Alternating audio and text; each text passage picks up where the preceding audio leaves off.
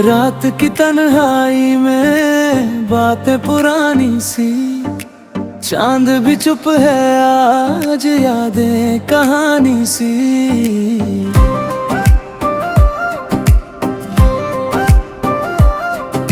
हवा के झोंकों में तेरा नाम आता है, दिल के हर कोने में बस तू ही समाता है। आँखों में बसी है तस्वीर तेरी, दिल की हर धड़कन में तकदीर तेरी। खामोशी के रास्ते तुझ तक ले जाए, यादों के साए दिल को बहलाए।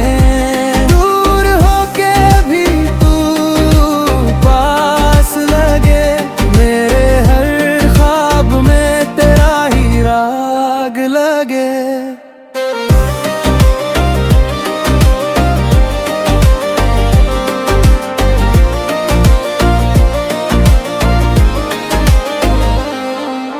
बारिश की बूंदों में तेरा एहसास है, हर एक लम्हा जैसे तेरा पास है।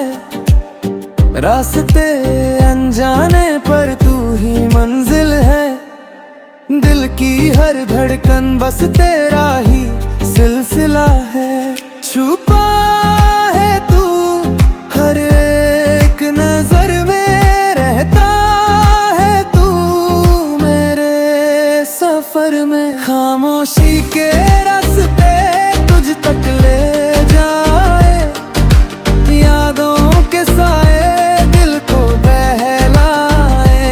दूर होके भी तू पास लगे, मेरे हर ख्वाब में तेरा ही राग लगे।